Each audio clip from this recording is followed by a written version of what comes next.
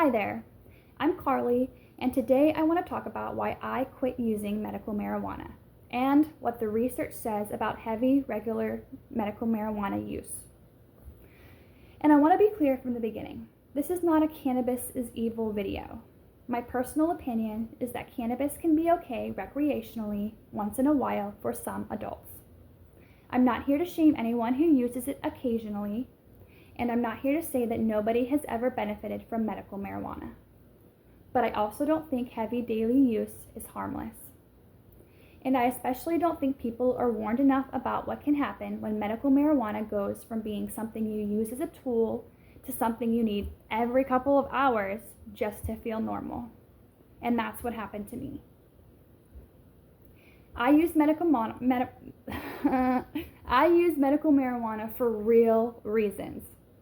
Chronic pain, anxiety, autism overwhelm, and trying to function with a body that has a lot going on. At first it felt like relief, but eventually it started feeling like I was trapped in a cycle. So in this video, I'm going to talk about my personal experience, what made me decide to quit, what withdrawal felt like, and what peer-reviewed research says about some of the risks of frequent cannabis use. I'm not a doctor. This is not medical advice. This is my experience plus research. I'll break this video into sections and hopefully it's followable. But I'm going to start with why I started using medical marijuana and we'll go from there. Okay, so I started using medical marijuana because I was trying to cope with pain. That was the main reason. It was prescribed to me by my doctor for my chronic pain. I have a laundry list of chronic illnesses and I have quite a bit of pain from those chronic illnesses. I also deal with anxiety, sensory overwhelm, and nervous system overload. And when you're living in a body that constantly feels like it's fighting you, you look for relief wherever you can. At first, medical marijuana felt like a tool. It helped me calm down. It helped me feel less overwhelmed. It gave me a way to escape pain for a little while. It felt safer than some other options. And because it was medical, I think part of me assumed it was automatically safer or less risky. And I want to be fair. I do think it helped me at first. But something can help you at first and still become a problem later. That's one of the biggest points I want to make in this video. A thing can start out as relief and slowly turn into dependence. That doesn't mean you're a bad person. It doesn't mean you were stupid. It means your brain and body adapted to something you were using regularly. So yeah, that's why I started using medical marijuana. Next, we'll discuss when things started to change for me. For me, the warning sign was frequency. I wasn't using it once in a while. I wasn't using it just at night. I got to the point where I was using it every couple of hours. Actually, I was dosing it every 2 to 2.5 hours. And I felt like I needed to. And I explained that away. I told myself, well, I have really severe pain. I have anxiety. I'm on the autism spectrum. I'm overwhelmed. This is medical. This is better than suffering. And some of that was true. But eventually, I started noticing a pattern. I would use the medical marijuana, feel temporarily better, and then a few hours later, I would start feeling awful again. I was getting jittery, sweaty, anxious, nauseous, lightheaded, and feeling emotionally unstable overall. Sometimes it would feel like my whole body was panicking. At first, I thought maybe it was a blood sugar issue because the symptoms were happening a couple hours after eating, but it just so happens that I would take the medical marijuana and then eat right after, and so I realized the timing lined up more with the cannabis wearing off. And that was a scary realization, because then I had to ask myself, is this actually helping me anymore, or am I just treating the withdrawal from the last dose? And that was one of the moments where I started realizing I might be in a cycle. And before I move on further, I would like to just clearly state my opinion on cannabis. I want to pause and say what my actual opinion is clearly. I do not think cannabis is automatically bad. I think some adults can use it recreationally once in a while and be completely fine. And I also think some people may benefit from medical cannabis in specific situations. But like I said at the beginning of the video, I do not believe heavy daily use is harmless, and the research shows that it's not. I think our culture has swung so far away from cannabis's evil that sometimes people act like the only alternative is cannabis is completely safe and natural and cannot hurt you. And I don't agree with either extreme. Medical marijuana, cannabis, is a substance. Like alcohol, like caffeine, like nicotine, like prescription medications, or anything else that affects the brain and the body. The dose matters. The frequency matters. The reason you're using it matters. Your mental health history matters. Your nervous system matters. For me, occasional use and heavy daily use are not the same conversation. And I think medical marijuana needs to come with a more honest, informed consent. Not fear-mongering, but honesty. And that leads us to the next section, what the research says about withdrawal. When I started looking into the research, one of the first things that helped me was learning that cannabis withdrawal is real. A 2022 clinical review on cannabis withdrawal says common symptoms include anxiety, irritability, anger, disturbed sleep, depressed mood, and loss of appetite. Physical symptoms can also happen, including chills, headaches, sweating, stomach pain, and shakiness. The review says symptoms usually begin within 24 to 48 hours after stopping, peak around days 2 to 6, and can last up to 3 weeks or longer in heavy users. And that lined up with my experience as a heavy user. When I quit, I had nausea, I had appetite loss, I felt jittery, I felt anxious, I had sweating, my body felt like it didn't know what to do with itself. And knowing that withdrawal was real helped me not immediately panic and think, oh my gosh, I need the cannabis because I feel terrible without it. Instead, I could say, okay, my nervous system is adjusting now. This is uncomfortable, but it does not automatically mean that I need to go back to it. And that distinction mattered a lot. And that leads me to the next section. Cannabis use disorder is real. And that's another thing that I learned when I was researching.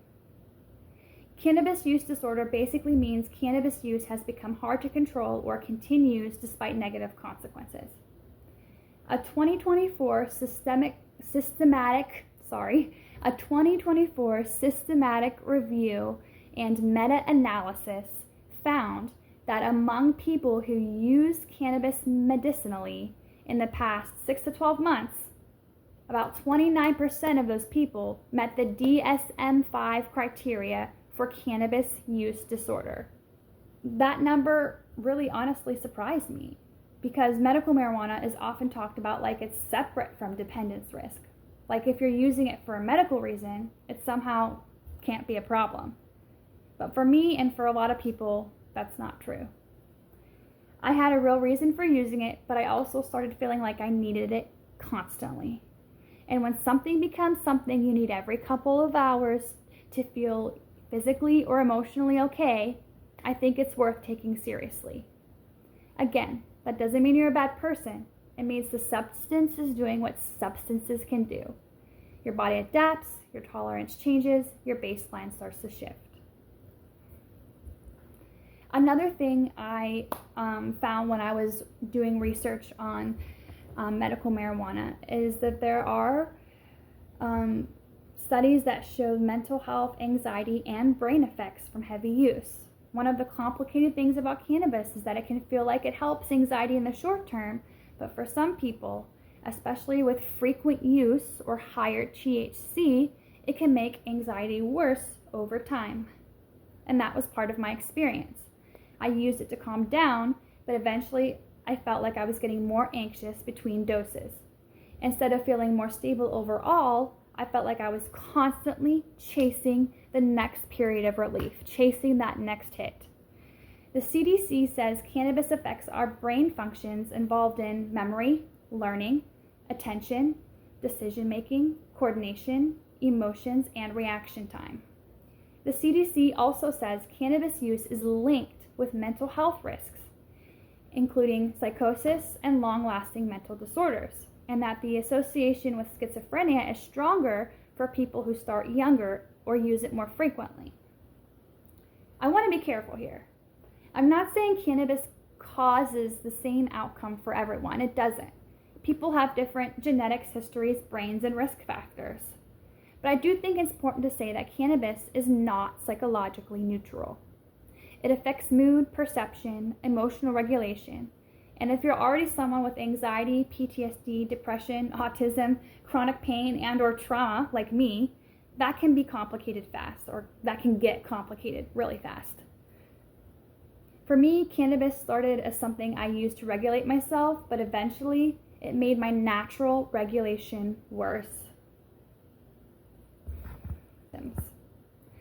Another thing I want to talk about is nausea and appetite. Like, a lot of people think of cannabis as something that helps nausea or increases appetite, and sometimes it can.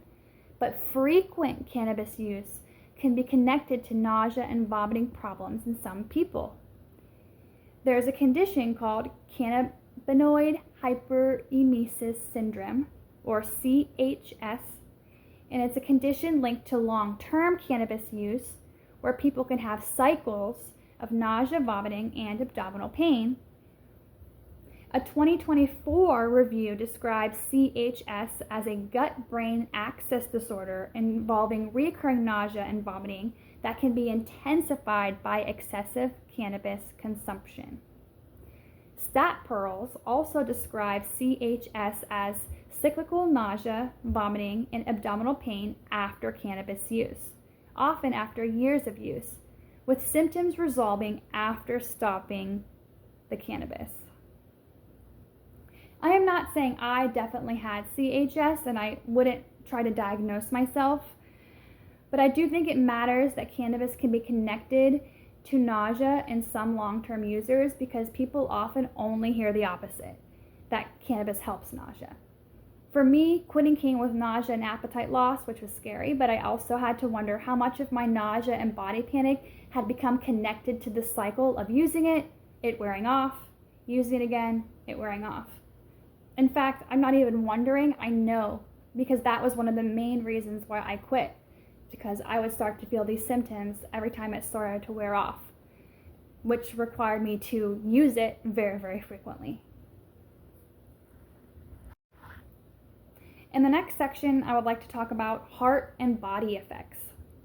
There is research looking at cannabis and cardiovascular risk. A 2024 study published in the Journal of the American Heart Association found that cannabis use was associated with adverse cardiovascular outcomes, and heavier use, meaning more days per month, was associated with higher odds of those outcomes. The American Heart Association summarized that study by saying cannabis use, whether smoked, eaten, or vaped, was linked with higher risk of heart attack and stroke, even after accounting for tobacco use and other cardiovascular risk factors. I want to be responsible with how I say this. Association does not always prove causation, but this still matters, especially because a lot of people assume cannabis is physically harmless, and the research is much more complicated than that. For people with medical issues, heart symptoms, anxiety, arrhythmias, or nervous system sensitivity, I think it's worth being extra cautious and honest with doctors about how much cannabis you are using. Now that we've talked about the research a little bit, I would like to talk about what quitting felt like for me. I did not feel instantly amazing when I quit. I still don't feel amazing. I only quit recently. And I think that's important to say. My pain is actually much worse. Sometimes when people talk about quitting something, they make it sound like the second they stopped, their life got better. That was not my experience. At first, I felt worse. No nausea, no appetite, shaky and jittery, anxiety spikes, sweating, emotionally raw. My body felt like it was screaming for the marijuana. And that's another reason why I wanted to make this video honestly. Withdrawal doesn't happen in a vacuum. It happens inside your actual life, your actual body, your actual mental health, your actual history. For me, quitting meant I had to face how much I had been using to get through the day. Not just for pain or anxiety, but for emotional survival. And that was hard. Even though my pain is worse right now, a lot of those other symptoms have died down and are a lot better. I am about 2 weeks, a little less than 2 weeks from quitting medical marijuana, and my thought processes are clearer. I am no longer getting jittery and nauseous and anxious every couple of hours. And even though I still feel cravings for medical marijuana, I know that those will die down too. And I am looking forward to a more stable physical system and a more stable mental system now that I'm off of the medical marijuana. And I am not sure at this point how I'm going to manage my pain, but I am sure that I need to stay quit from the medical marijuana. Here's what I wish I'd known earlier. Medical does not mean risk-free. Natural does not mean harmless. Helpful at first does not mean helpful forever. And if you need something every couple of hours to feel okay, it might be worth asking yourself whether it is still giving you freedom or whether it has become part of the cage. I also wish I had known that withdrawal symptoms could look like anxiety, nausea, appetite loss, sweating, irritability, sleep problems, and body panic. If I had known earlier, I probably would have stopped earlier. If I had known that that's what was causing me to be jittery every couple of hours, I probably would have stopped it way a long time ago. If you don't know these things, it's easy to interpret withdrawal as proof that cannabis is the only thing keeping you stable. But knowing that it's a natural part of withdrawal and that my body will adjust, that helped me. And I wish I had known sooner that those withdrawal symptoms were existent, because like I said, I would have stopped, gone through the withdrawal, and stayed stopped a long time ago. Here is my balanced takeaway. It's not that everyone should quit cannabis. It's that you should be honest about your relationship with it. Am I using this occasionally, or am I using it constantly? Am I choosing it, or do I feel like I need it? Is it improving my life overall, or only helping for a short window before I feel worse again and need another hit? Am I using more than I meant to? Do I feel anxious when I don't have access to it? Has my tolerance gone up? Am I using it to avoid feelings I might need other support for? Those are questions. They're not about shame. They're just information. I think adults deserve informed consent, not propaganda in either direction. Not weed is evil and not weed is harmless. Just honesty. So that's why I quit medical marijuana. Not because I think it's evil, not because I regret every time I used it, but because for me, it stopped being occasional relief and became heavy daily dependence, and that's not okay. It started affecting my anxiety, my body, my appetite, my nervous system, and my sense of control. I wanted my baseline back. I wanted to know who I was without needing cannabis every couple of hours. If you're watching this and you use cannabis occasionally, I'm not judging you. If you use medical marijuana and it genuinely helps you, I'm not here to tell you your experience isn't real. But if you're watching this and part of you is wondering, is this actually helping me anymore? I just want you to know that that question is worth listening to. You are not weak for using it. You are not weak if quitting feels hard. And you are not alone if something that once felt like medicine starts feeling like a trap. Thank you for watching. If you've had your own experience with medical marijuana, positive, negative, complicated, or whatever, feel free to share it in the comments. I think we need to have more honest conversations about this. And you can check out the video description. It has sources for all of the research on the negative effects of medical marijuana. Thank you for watching.